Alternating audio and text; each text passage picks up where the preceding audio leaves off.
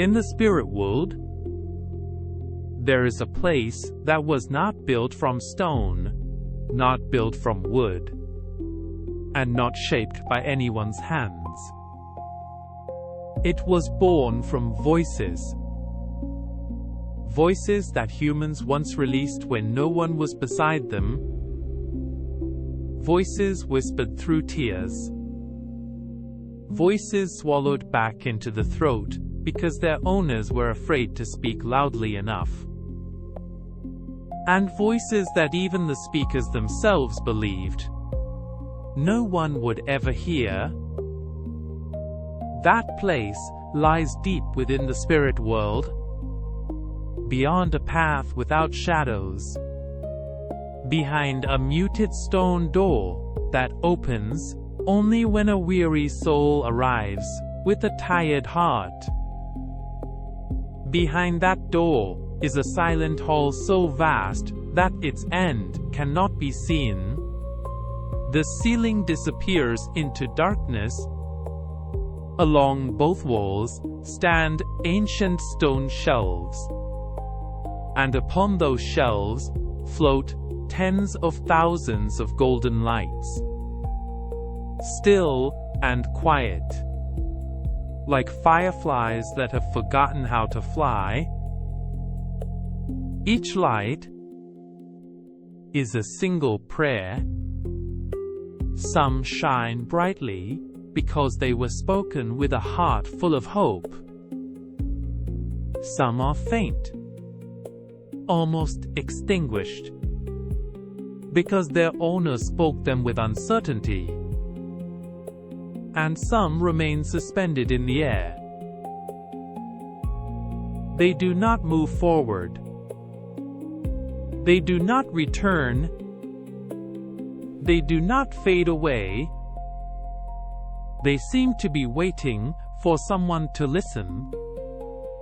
People in the human world may believe that once a prayer is spoken, it rises into the sky, disappears into the wind, or travels to whatever sacred power they believe in. But in the spirit world, every voice has a place. No prayer ever truly disappears. Some prayers simply never reach their destination, because their destination is not the sky, not the angels, not the stars, not any distant mystery. The destination of certain prayers is the heart of the one who spoke them. That night, in a hall so quiet that even the movement of glowing dust could be felt, one spirit stood before the door. She was a delicate soul, translucent like moonlight folded into old white cloth. Her dark hair was tied back simply. Her face was calm, but beneath that calm was a deep exhaustion she had carried for far too long. She did not know how she had arrived there. She only remembered that before everything became silent, she had prayed once again. And just like every time before, she had not asked for anything for herself. She asked for the people she loved to be safe. She asked for someone to recover from illness. She asked for a home not to fall apart. She asked for a child to grow up without feeling alone. And she even asked that someone who had hurt her might find a way back to becoming gentler. Her prayers always carried other people's names, but never her own. She stepped barefoot into the hall. Her footsteps made no sound, yet each step caused the golden lights around her to tremble softly, as if the entire room of prayers had turned to look. Some golden lights drifted past her face, and inside them, she saw small images. And images of a mother sitting beside her child's hospital bed, hands pressed together so tightly that her fingertips had gone pale. An image of an old man standing in a temple courtyard before dawn, whispering that his children might stop hating one another. An image of a child holding a torn doll close, quietly asking that tomorrow there would be no shouting in the house. Every voice was kept here. No voice was mocked. No voice was judged as too small. No tear was counted as shameful. She walked slowly past the towering stone shelves. Some lights rose upward when the owners of those prayers had received their answers. Some broke apart into fine sparks and became new paths for other souls. But many still remained exactly where they were, like words that had been trapped in someone's chest for far too long. The deeper she walked, the more whispers she heard. They were not loud. They were soft voices, layered over one another, until they became the breathing of the entire room. Please let him come back. Please let me be strong enough. Please let my child be safe. Please let tonight pass. Listening to those voices, she felt a strange familiarity. Not because she had heard those exact prayers before, but because she knew that feeling well. The feeling of being the one who smiles for others first, even while something inside is breaking. The feeling of asking everyone, "Are you okay?" while never daring to answer that same question honestly when it is asked of you. The feeling of believing your role is to be a shelter for others, even though you have never had a shelter of your own. In one corner of the room stood a low stone basin. The water inside glowed softly, as if moonlight and tears had been gathered together. She stopped there without realizing it. Her hands slowly came together. She had made this gesture countless times while she was alive. In temples, in her bedroom, beside sickbeds, in front of photographs of those who had passed away, and sometimes only in her heart, while sitting among many people. But every time she prayed, the first words were never, "Please let me." As she stood with her head lowered beside the glowing basin, the light in the room gradually dimmed, leaving only golden sparks floating in a rhythm like breath. Then she felt someone standing not far away. When she lifted her eyes, she saw the keeper of the room. The keeper was an old spirit in a dark gray robe. His face was neither old nor young, not clearly one age or another, as if time itself could not decide what he was. He did not ask who she was.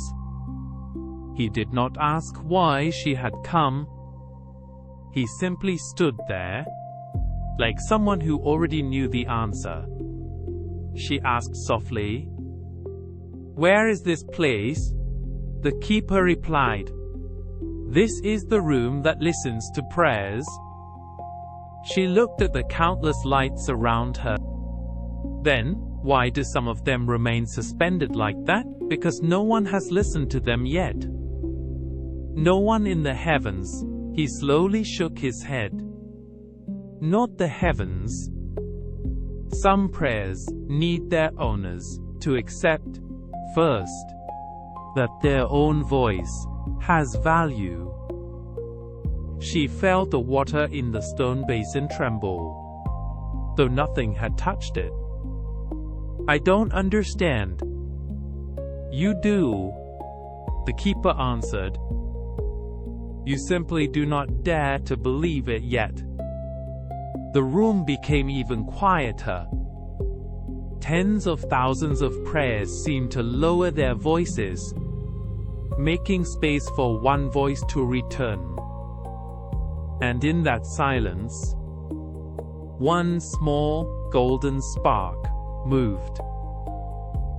It was very small, almost too small to see, hidden deep within the innermost shelf, as if placed where no one would ever think to look. Then it slowly floated out from the stone. That light did not rise upward. It did not drift toward the door. It turned back toward her. The closer that light came, the more clearly she heard a voice. It was so soft, so faint. It was almost not a voice at all, but it was terrifyingly familiar, because it was her own. That voice was not praying for anyone else. It did not speak the name of someone she loved. It did not ask for anyone to be safe. It did not ask for anyone to be healed. It said only, "Please let someone hear me." She took one step back. The light kept drifting closer, and the voice became clearer. "Please let me not have to be strong all the time. Please let me have the right to be tired. Please let me have the right to cry. Please let me not have to prove my worth by being useful to everyone." She shook her head softly. Tears gathered in her eyes. Even though she had thought spirits no longer had tears. "That is not my prayer." The keeper looked at her with compassion. "It is. I never said those words. You never said them out loud. But you said them in your heart. Every time you smiled while wanting to cry. Every time you said, 'I'm fine,' when you were not. Every time you comforted others with the very words you most wanted to hear." The golden light stopped in front of her. It was small, fragile, and trembling, as if afraid of being rejected again. She lifted her hand without realizing it, then froze. Something inside her was still afraid. Afraid that if she accepted that light, she would have to admit that all this time, she too had wanted to be loved. Afraid that if she admitted she was hurt, she would no longer be as strong as she had tried so hard to be. The keeper spoke softly. "Admitting that you want to be loved does not make the love you gave to others worth any less." Her voice trembled as she asked, "And what if no one loves me?" He did not answer quickly. "The love you did not receive in certain moments does not mean you were never worthy of receiving it. She closed her eyes, and old images from her life began to appear. The child who tried not to be a burden. The person who comforted everyone while hurting inside. The one who kept saying she was fine, even when she was not. When she opened her eyes, the golden light was still there. This time, she did not step away. She slowly reached out, and her fingertip touched the light. The moment she touched it, it was neither hot nor cold. It felt like an embrace without a body. The light flowed gently into her chest, and her own voice became clearer than ever before. I deserve to be heard, too. She sobbed.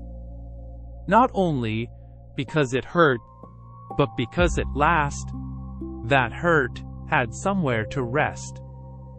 Her hands opened, and the golden light that had almost faded began to bloom above her palms, becoming a luminous sphere. Inside it were small images of days when she could rest, cry, and be loved without proving anything anymore. The whole room brightened softly. It was not a harsh light, but a warmth slowly unfolding, like a sunrise that was in no hurry. The keeper lowered his head slightly. She looked at him through her tears. Is that all? Just listening to my own voice. The keeper replied, for some souls, that is the longest journey of all. She looked around. Many prayers that had been suspended began to move. Some floated higher. Some slowly changed from dull gold into a warmer glow. This room was not a place for judging which prayers deserved answers. It was a place that kept the voices the human world had dropped. The voices of people who believed their own pain was too small. The voices of people afraid of becoming a burden.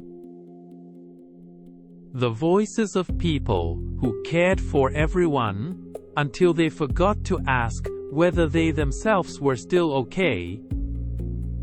The voices of people who did not dare ask for love, because they had been made to believe they were not worthy of it. Those voices were not waiting for a grand miracle. Sometimes, they were only waiting for the day their owners would stop running away. Waiting for the day their owners would turn back and gently say to themselves, I hear you now. The light above her palms slowly rose, breaking into fine particles that revealed a glowing path toward an inner archway in the hall. She turned to look at the keeper. Do I have to go now? He gave the faintest smile. No one has to leave this place before they are ready. But you are more ready than you think. She stepped onto the path of light. The keeper followed at a distance, like a shadow that did not need to be noticed, but was always there. Before passing through the doorway, she stopped again. Not because she hesitated, but because she wanted to listen. She closed her eyes and listened to her own voice in the silence. This time, it no longer trembled. I have value, even on days when I help no one. I deserve to be loved, even on days when I am weak. I deserve to be heard. Even if my voice is softer than everyone else's." She smiled through her tears and stepped into the light.